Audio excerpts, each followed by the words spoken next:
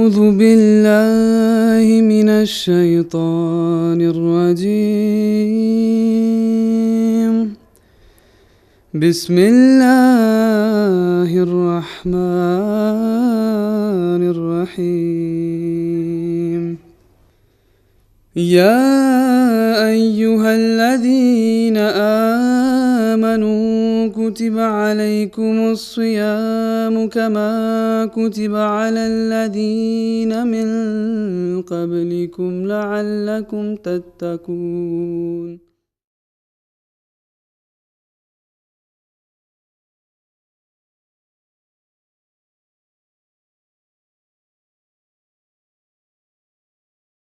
أعوذ بالله من الشيطان الرجيم. بسم الله الرحمن الرحيم.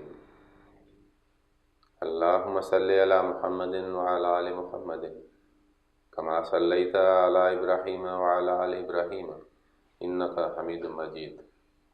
اللهم بارك على محمد وعلى آل محمد كما باركت على إبراهيم وعلى آل إبراهيم إنك حميد مجيد.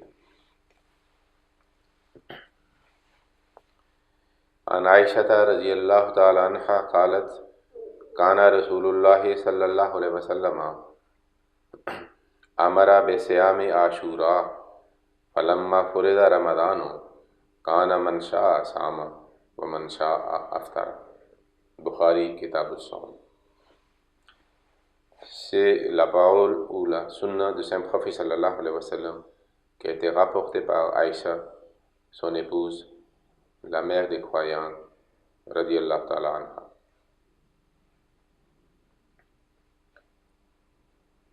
La traduction de ce hadith est la suivante. Hadrat Aïcha rapporte que le Saint Prophète sallallahu alayhi wa sallam disait pour observer le jeûne de Ashura, ça voulait dire le 10e de Muharram. Mais lorsque Ramadan a été prescrit, alors il n'était pas très particulier pour le jeûne de jour de Ashura. Alors il y avait certains qui l'observaient, continuaient à observer, et les autres qui ont cessé d'observer, et il était beaucoup plus attentif au Ramadan. Alors c'était la deuxième année de l'Hégire que Ramadan a été prescrit pour les musulmans. Mais avant, nous trouvons que même différentes tribus de l'Arabie, comme la tradition, ils observaient les jeûnes. Surtout les jeûnes de Ashura, ça voulait dire le 10e de mois de Muharram. Même avant l'avènement de Saint Prophète sallallahu alayhi wa sallam. Mais lorsque le Saint Prophète sallallahu alayhi wa sallam était venu à Médine, il a appris que les Juifs observent le jeûne de Ashura, le 10e de Muharram. Et alors, lorsqu'il a appris pourquoi ils le font,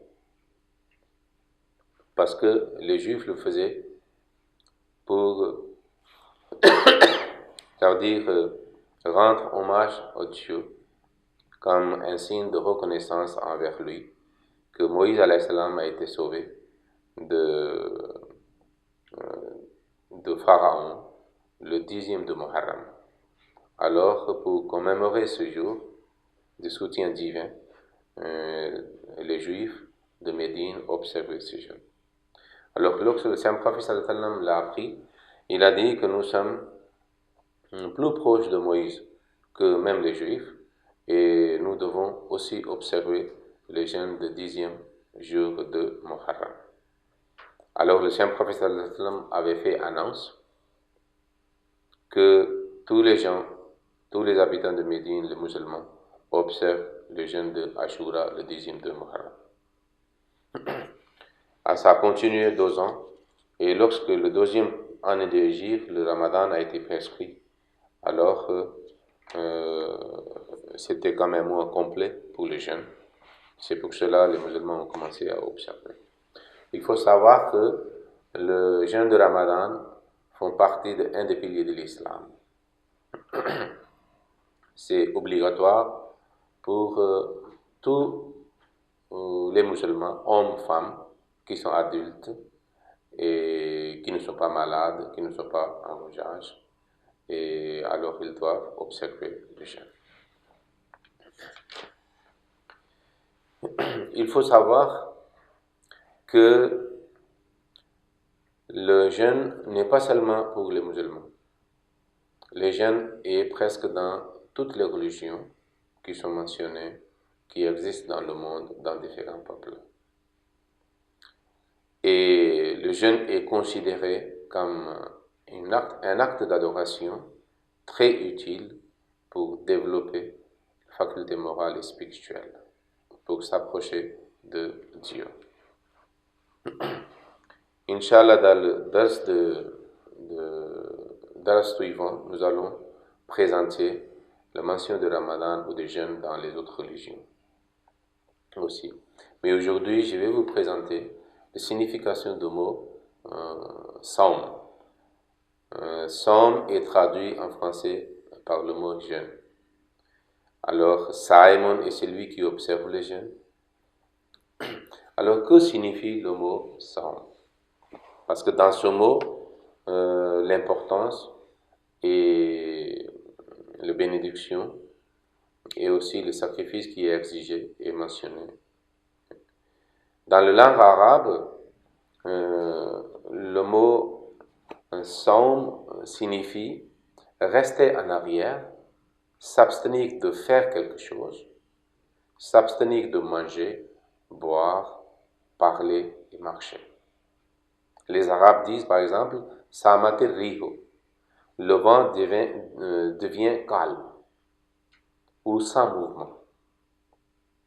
Puis le même mot peut être utilisé pour un cheval lorsque le cheval est privé de nourriture. On dit Farson Saimon, ça veut dire le cheval qui observe, comme le cheval qui observe le jeûne, ça veut dire le cheval qui est privé de nourriture, ou cheval gardé dans la mangeoire, ou qui n'a pas été laissé libre pour marcher ou participer dans la course. Donc le mot Saum, c'est-à-dire a une signification très particulière. C'est pour cela que ce mot est utilisé pour le jeûne de Ramadan dans le Saint-Coran. Donc le mot Sayam ou Saum signifie rester en arrière, s'abstenir de quelque chose, s'abstenir de manger et de boire, etc. Et selon l'islam, ça veut dire le Saint-Coran ou la pratique de Saint-Prophète sallam et ses paroles, s'abstenir de manger, de boire et d'entretenir des relations conjugales de l'aube au coucher du soleil, qui s'appelle le Saum ou Sayam, ou le jeûne. Ça veut dire que dans ce mot, Allah nous a enseigné de s'abstenir tout ce qui, c'est-à-dire pour être, c'est-à-dire une barrière qui peut vous empêcher de faire le développement moral et spirituel.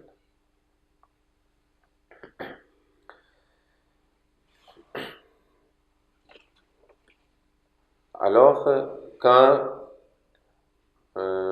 nous cessons de manger et de boire, comme nous sommes en train d'imiter notre Seigneur, notre Dieu. Parce que Dieu ne mange pas, il n'a pas besoin de boire, il n'a pas besoin de manger. Sans manger, sans boire et sans relation conjugale, c'est-à-dire c'est l'être de Dieu.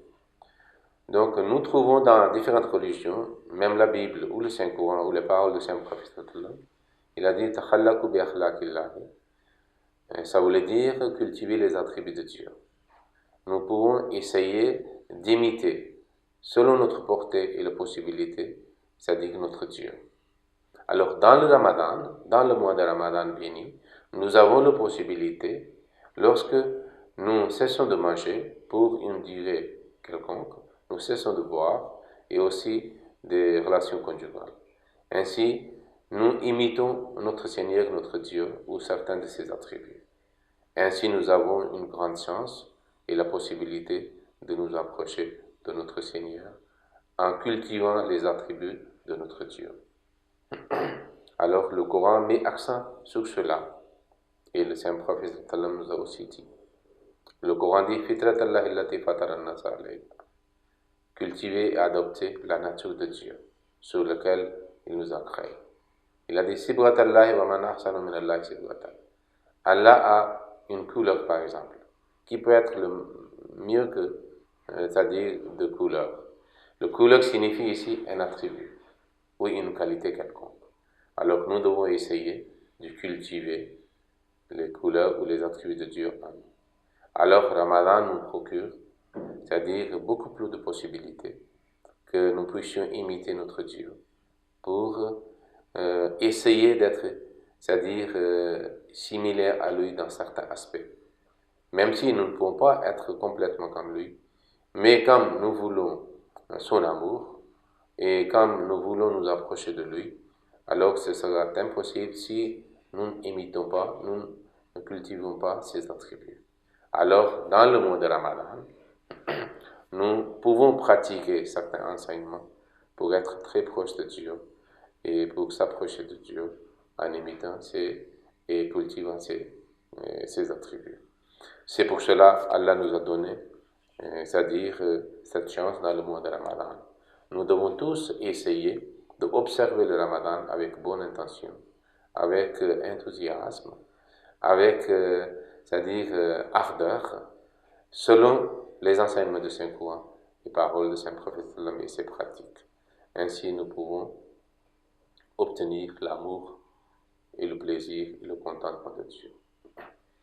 Allahumma salli ala Muhammadin wa ala ali Muhammadin wa barik wa sallim innaka hamidun majid.